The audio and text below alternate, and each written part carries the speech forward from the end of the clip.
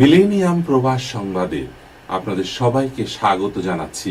আমি উৎপল চৌধুরী। প্রথমেই সংবাদ শিরোনাম। মার্কিন যুক্তরাষ্ট্রের প্রেসিডেন্ট বারাক ওবামা প্রাকৃতিক দুর্যোগ মোকাবেলা জনগণকে সতর্ক অবস্থায় থাকার পরামর্শ দিয়েছেন। গণপ্রজাতন্ত্রী বাংলাদেশ সরকারের মাননীয় প্রধানমন্ত্রী শেখ হাসিনা বলেছেন, ফরমালিন দিয়ে বিএনপিকে তাজা রাখার চেষ্টা করা হচ্ছে। ভারতের প্রধানমন্ত্রী নরেন্দ্র মোদী সম্প্রতি পাকিস্তানের প্রধানমন্ত্রী নেওয়াজ শরীফের সাথে সৌজন্য সাক্ষাৎ করেছেন। মিয়ানমারের সাথে সীমান্ত উত্তেজনা শিগগিরই সমাধানের আশাবাদ ব্যক্ত করেছেন স্বরাষ্ট্র প্রতিমন্ত্রী আসাদুজ্জামান খান কামাল। কিংস 11 পাঞ্জাবকে 3 উইকেটে হারিয়ে আইপিএল শিরোপা পুনরুদ্ধার করেছে শাহরুখ খানের দল কলকাতা নাইট রাইডার্স। র্যাব বিলুপ্তির দাবি জানিয়েছেন BNP chairperson Begum Khaleda Zia.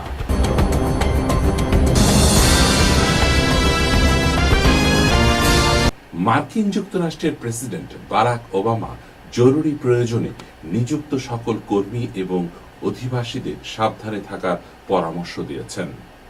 Sandy এর মতো আবারও প্রাকৃতিক দুর্যোগের আশঙ্কায় তিনি একথা বলেন।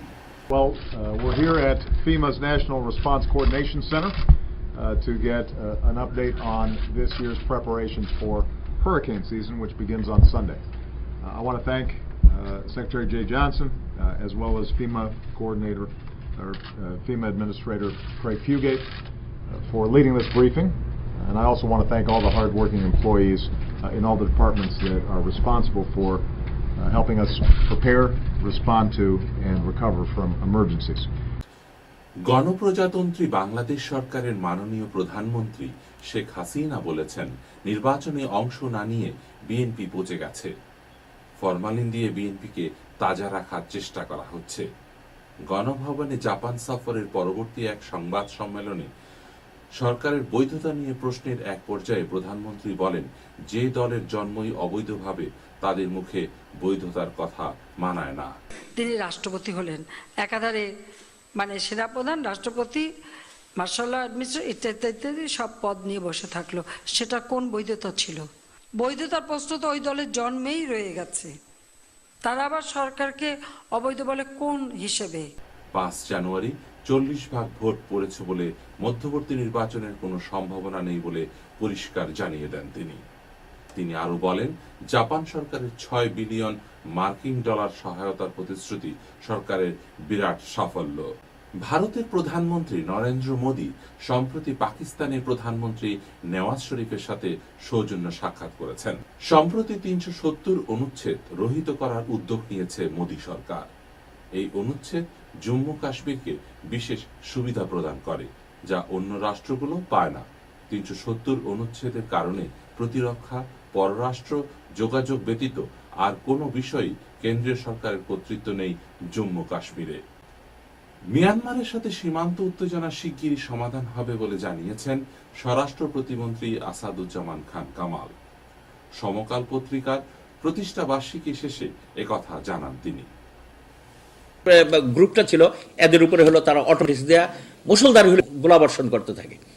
যখন এই গোলাগুলি করে এক পর্যায়ে হলো আমরা হলো তাদের হলো ফায়ার ব্যাক করি, কিছুক্ষণ পরে ফায়ার বন্ধ হয়। এই অবস্থাতে কিছুক্ষণ দেখেন আবার তারা হলো মর্টার দিয়ে হলো শেলিং করা শুরু করে আমাদের হলো পেট্রোলের উপরে।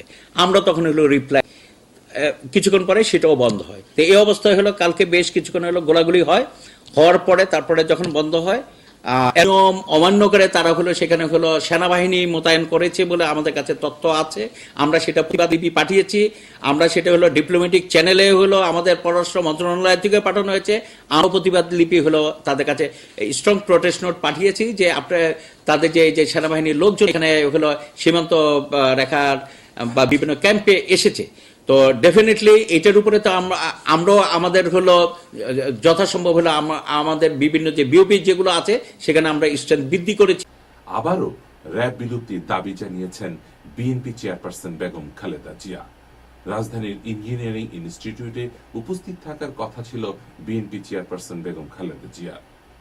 সকাল 11টার দিকে ইনস্টিটিউটের প্রধান ফটকে তালা লাগিয়ে সেই অনুষ্ঠানে বাধা দেয় পুলিশ। পরবর্তীতে সন্ধ্যায় বেগম খালেদা জিয়া গুলশান কার্যালয়ে বিএনপি এবং এর অঙ্গ সংগঠনের গুম হওয়া নেতাকর্মীদের সাথে মত বিনিময় করেন বেগম খালেদা জিয়া। সামগ্রিক বিষয়গুলো তদন্তের জন্য আমি সাবেক একজন প্রধান বিচারপতির নেতৃত্বে খ্যাতিমান আইনজীবী, জাতীয় আন্তর্জাতিক মানবাধিকার সংস্থা ও গণমাধ্যমের প্রতিনিধিদের অন্তর্ভুক্ত করে এবং সমাজের বিশিষ্ট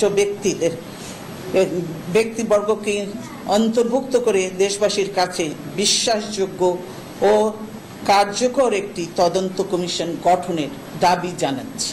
বিভিন্ন স্তরের নেতৃত্ব মূলত সশস্ত্র বাহিনী থেকে আসা অফিসারদের উপর ন্যস্ত থাকে।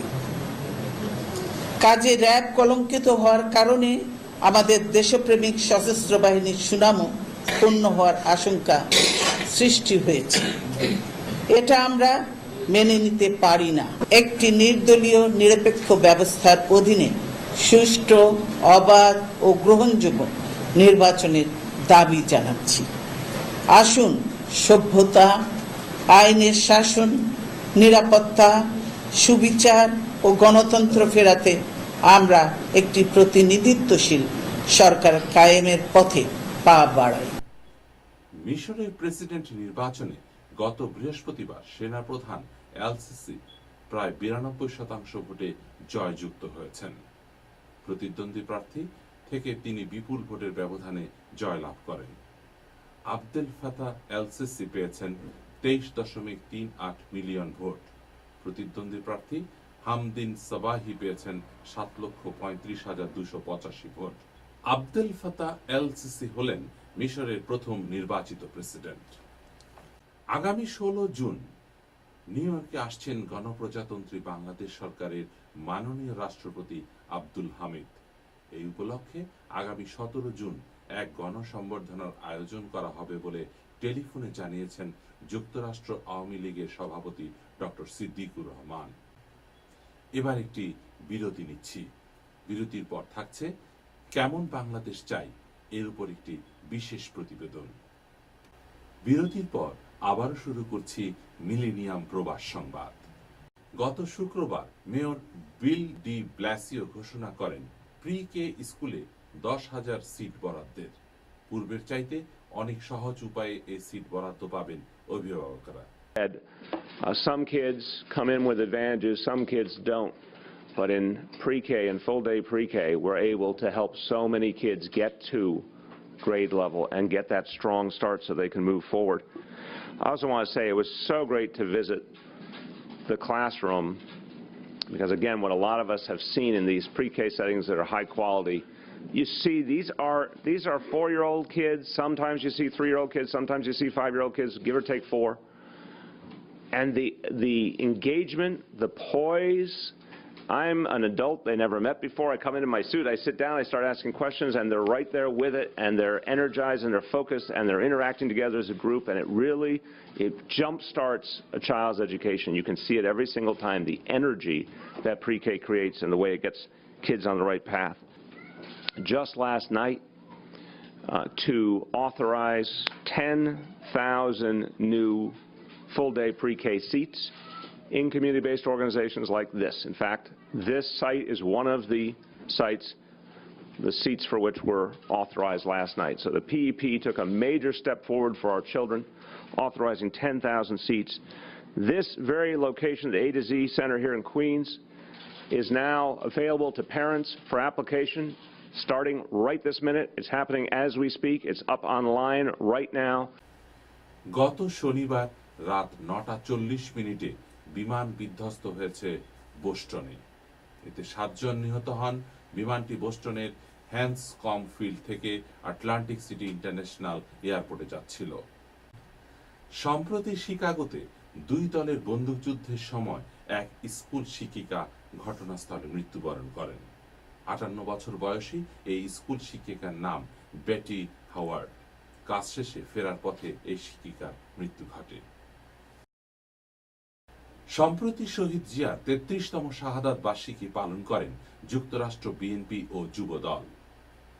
বাংলাদেশ জাতীয়তাবাদী দল বিএনপি এর প্রতিষ্ঠাতা চেয়ারম্যান শহীদ রাষ্ট্রপতি জিয়াউর রহমানের 33তম শাহাদাত বার্ষিকী পালন করা হয় 30 মে শুক্রবার। কর্মসূচির মধ্যে ছিল দোয়া মাহফিল, শহীদ জিয়ার কর্মময় জীবন প্রচার এবং সংক্ষিপ্ত আলোচনা ও তবারক বিতরণ। বাংলাদেশের অধ্যুষিত এলাকা ব্রঙ্কসে সম্প্রতি সোনালী এক্সচেঞ্জের নতুন শাখার উদ্বোধন করা হয়েছে। অনুষ্ঠানে জাতিসংঘে নিযুক্ত বাংলাদেশের স্থায়ী প্রতিনিধি ডক্টর AK আব্দুল মোমেন প্রধান অতিথি হিসাবে উপস্থিত ছিলেন। অনুষ্ঠানে বিশেষ অতিথি হিসাবে উপস্থিত ছিলেন নিউ ইয়র্কের Bangladesh consul general Shamim Ahsan. Bronx শাখার কর্মকর্তা ছাড়াও অনুষ্ঠানে স্থানীয় গণ্যমান্য ও কমিউনিটির বিশিষ্ট ব্যক্তিবর্গ উপস্থিত ছিলেন। উদ্বোধন উপলক্ষে এই শাখা থেকে আগামী ঈদুল ফিতর পর্যন্ত বিনা ফিতে অর্থ প্রেরণের সুযোগ থাকবে, সকলের জন্য উন্মুক্ত। Jackson Heights Bangladeshi business association of NY JBBA আয়োজন করতে যাচ্ছে জ্যাকসন হাইটস পথমেলা 2014। আগামী 8 জুন রবিবার এই মেলা অনুষ্ঠিত হবে। এতে সঙ্গীত পরিবেশন করবেন স্থানীয় এবং বাংলাদেশ থেকে আগত বিশিষ্ট শিল্পীবৃন্দ। গত 1 জুন ব্রুকলিনে অবস্থিত চার্চ ম্যাকডোনাল্ডসে অনুষ্ঠিত হল চট্টগ্রাম সমিতির পথমেলা। অনুষ্ঠানে বিপুল সংখ্যক দর্শকের সমাগম ঘটে। স্টলে উপচে পড়া দর্শকের ভিড় লক্ষ্য করার মতো। অনুষ্ঠানে অতিথি হিসেবে উপস্থিত ছিলেন মাননীয় কনসাল জেনারেল শামীম আহসান। রোমাঞ্চকর ফাইনালে কিংস 11 পাঞ্জাবকে 3 উইকেটে হারিয়ে IPL শিরোপা পুনরুদ্ধার করেছে Kolkata night Riders. Bollywood megastar Shahrukh খানের কলকাতা নাইট রাইডার্স পরাজিত করেছে কিংস 11 পাঞ্জাবকে। কিংস 11 পাঞ্জাব করেছে 20 ওভারে 4 উইকেট হারিয়ে 199 রান। অপরপক্ষে কলকাতা নাইট রাইডার্স 19 ওভার 3 বলে 200 রান করেছে, যা করতে খরচ হয়েছে 7 উইকেট।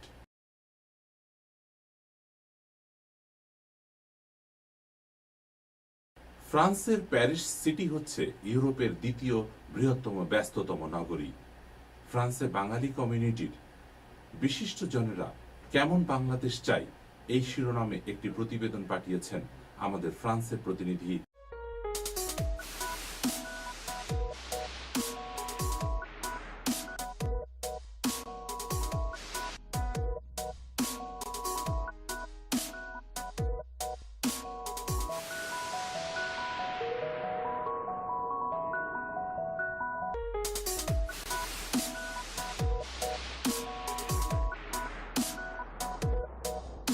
ইউরোপে বাংলাদেশিদের বসবাসের শুরু ইংল্যান্ডে হলেও কালের পরিক্রমায় এখন পশ্চিমা ইউরোপের অনেক দেশে বাংলাদেশিরা স্থায়ীভাবে বসবাস করছে। পরিসংখ্যানে দেখা যায় ফ্রান্সে বাংলাদেশিরা আগমনের সূচনাটা দেরিতে হলেও বর্তমানে দেশটিতে প্রায় 50,000-এর বেশি বাংলাদেশি বসবাস করছে। সেই হিসেবে ফ্রান্সে জনসংখ্যার দিক থেকে বাংলাদেশিরা ইউরোপে বসবাসকারী বাংলাদেশিদের মধ্যে তৃতীয় অবস্থানে রয়েছে। এখানে বাংলাদেশিরা অভিবাসী হিসেবে এদেশেরই মূলধারার সঙ্গে মিশে নিজেদের একটি শক্ত অবস্থানে নিয়ে যাওয়ার চেষ্টা করছেন। তারই পাশাপাশি তারা ভুলে যাননি নিজের প্রিয় মাতৃভূমিকেও। আমরা চাই শক্তিশালী গণমাধ্যম, যে গণমাধ্যম বিশ্বের পাশ্চাত্য দেশ এবং আমেরিকা, উত্তর আমেরিকা সবার সাথে তাল মিলিয়ে বাংলাদেশেও এগিয়ে যাক। কারণ গণতন্ত্র প্রতিষ্ঠার জন্য শক্তিশালী গণমাধ্যম বর্তমান ডিজিটাল বাংলাদেশকে উল্লেখযোগ্য ভূমিকা রাখছে। বাংলাদেশকে দেখতে চাই আমি পৃথিবীর অন্যান্য দেশের সাথে একই সুরে তাল মিলিয়ে দুর্নীতিমুক্ত বাংলাদেশ, এবং এইটার হবে বাংলাদেশের একমাত্র স্লোগান আগামী দিনে। হাঁটি হাঁটি পা পা করে গণতন্ত্রের উত্তরণের দিকে বাংলাদেশ, সমৃদ্ধির দিকে বাংলাদেশ এগিয়ে যাচ্ছে। এখানে আজকের এই বাংলাদেশে আমরা যারা বসবাস করছে, আমাদের পরিবার পরিজন আর প্রবাসে আমরা যারা আছি, আমাদের প্রত্যাশা কিন্তু দেশের সরকারের কাছে খুব একটা বেশি কিছু নয়। শুধু আমাদের সামাজিক নিরাপত্তাটা আমাদের সরকারের কাছে অতি প্রত্যাশিত বর্তমান অবস্থার প্রেক্ষাপট। এখানে ব্যবসা বাণিজ্য, রাজনীতি, সমাজনীতি, চিকিৎসা সহ প্রায় প্রতিটি ক্ষেত্রে বাংলাদেশি পুরুষ প্রবাসীদের পাশাপাশি নারীরাও মূল সূত্রের সঙ্গে মিশে কাজ করছে। দেশের অর্থনীতিকে বেগবান করার জন্য প্রবাসী নারীদের পরিশ্রম একটি সহায়ক ভূমিকা রাখছে বটে। এই প্রবাসে যারা বসবাস করছি তারা পুরুষদের পাশাপাশি নির্বিঘ্নে জীবন ধারণের জন্য, নিজের জীবনকে উন্নয়নের দিকে ধাবিত করার জন্য কাজ করে যাচ্ছি। সেই সাথে সাথে আমার দেশকে, আমাদের দেশকে অর্থাৎ বাংলাদেশকে পরিচিতি করার জন্য বিভিন্নভাবে আমাদের বাংলা সংস্কৃতিকে তুলে ধরছি। যেমন এখানে আমরা আমাদের নতুন প্রজন্মের কাছে আমাদের সংস্কৃতিকে তুলে দেওয়ার জন্য নানানভাবে আমরা বাংলা গান, বাংলা শিক্ষা, নাচ গান যেগুলো আমাদের সংস্কৃতিতে আছে সব কিছু তাদের শিক্ষা দিয়ে যাচ্ছি। এমনি করে আমি চাচ্ছি যে আমাদের দেশেও যেন নারীরা নির্বিঘ্নে কাজ করে যেতে পারে, সেখানে যেন তাদের নিরাপত্তা থাকে, সেখানে যেন তাদের শিক্ষাটাকে সুন্দরভাবে কাজে লাগিয়ে স্বামীর পাশাপাশি তার সংসারের উন্নয়নের জন্য কাজ করে যেতে পারে।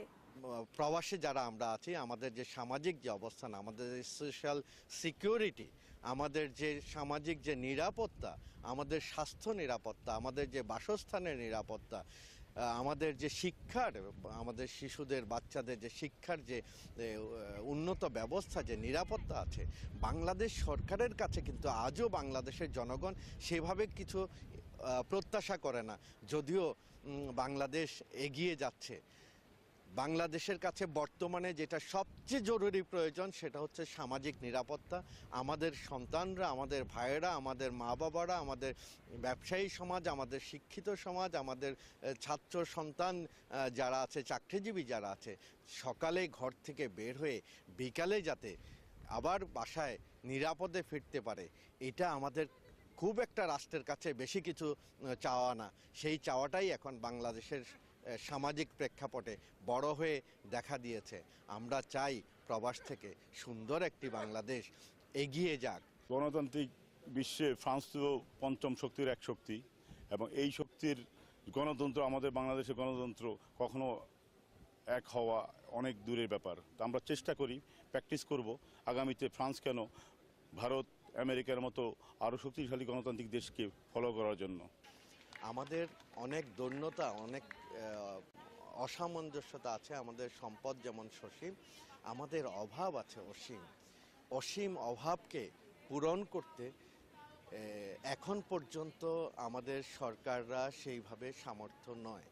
বর্তমানে এখানে বাংলাদেশি তরুণরা নিজেদের মেধা, শ্রম ও পরিশ্রমের মাধ্যমে এখানকার ব্যবসায়ীদের সাথে তাল মিলিয়ে অনেকটা সাফল্যের সাথে এগিয়ে যাচ্ছে। যদি এই সাফল্যের ধারা অব্যাহত থাকে তাহলে ভবিষ্যতে এখানেও প্রবাসী বাংলাদেশিদের একটি ভালো অবস্থান ও বিনিয়োগের সুযোগ হবে। সেই সাথে দেশের অর্থনীতিকেও আরও বিশেষ ভূমিকা রাখবে বলে আশা প্রকাশ করছেন এখানকার বসবাসরত প্রবাসী বাংলাদেশিরা। যারা বাইরে আছেন, বিশেষ করে ইউরোপের বিভিন্ন দেশ অথবা বাংলাদেশ, তারা ইচ্ছা করলেই ফ্রান্সে, প্যারিসে বিনিয়োগ করার যথেষ্ট সম্ভাবনা আছে। ইতিমধ্যে গার্মেন্টস শিল্প, বিশেষ করে অনেকেই বাঙালিরাও এই ব্যবসার সাথে জড়িত হয়ে গেছে এই প্যারিসে। অতএব এখানে বিদেশের এবং বাংলাদেশের বিনিয়োগ করার যথেষ্ট সম্ভাবনা। আমি আশা করব যে সবাই এইদিকে নজর দিয়ে প্যারিসে বিনিয়োগ করবে। এতে যেমন কর্মসংস্থান হবে, তেমনি দেশও আর্থিকভাবে লাভবান হবে। কিছু তো সমস্যা থাকবেই, যেহেতু ফ্রেঞ্চ ল্যাঙ্গুয়েজের সাথে আমরা বিশেষ করে বাংলাদেশি কমিউনিটির মানুষ আমরা অনেক পিছনে, কারণ আমরা যেহেতু কমনওয়েলথভুক্ত দেশ থেকে প্যারিসে এসেছি, আমরা ইংলিশের অবস্থান এখানে অনেকটা কম। এই প্রতিবন্ধকতা পেরিয়েও এই দেশের সরকার বিভিন্নভাবে উৎসাহ দিয়ে যাচ্ছে ব্যবসা করার জন্য এবং সবাইকেই সাহায্য করছে। কিন্তু এটা জানতে গেলে একটু সময় লাগবে। কিন্তু আমাদের বাংলাদেশি ভাইয়েরা আছেন যারা দীর্ঘদিন ধরে ব্যবসা করছেন, তাদের সাথে কথা বললে অথবা ফ্রান্সের এই বিভিন্ন সেক্টরে যদি আমরা কথা বলি, দেখা যাবে যে এখানে বিজনেস করা খুবই সহজ এবং খুবই বিনিয়োগের একটা সম্ভাবনাময় জায়গা প্যারিস। ইউরোপের রাজধানী খ্যাত ফ্রান্সের প্যারিসে প্রথম বাংলাদেশিদের পদচারণা শুরু হয়েছিল আজ থেকে প্রায় 3 যুগ পূর্বে। এখানটায় এখনকার অবস্থান, বাংলাদেশিরা প্রায় সকল দিকেই ব্যবসা বাণিজ্য থেকে শুরু করে এদের সুন্দর এবং শক্তিশালী একটি অবস্থান গড়ে তুলতে সক্ষম হয়েছে। এখানে বসবাসরত প্রবাসী সকল বাংলাদেশিরা মনে করে যদি বাংলাদেশের কমিউনিটির সঠিক নেতৃত্বের মাধ্যমে এদেরকে এগিয়ে নেওয়া যায় তাহলে এখানটায় আরও সুন্দর এবং শক্তিশালী একটি বাংলাদেশি কমিউনিটি গড়ে তোলা সম্ভব। এমনটাই প্রত্যাশা করেন এখানে বসবাসরত সকল প্রবাসী বাংলাদেশিরা। খন্দকার জামিল আবেদ, ফ্রান্সের প্যারিস থেকে, মিলেনিয়াম টিভি।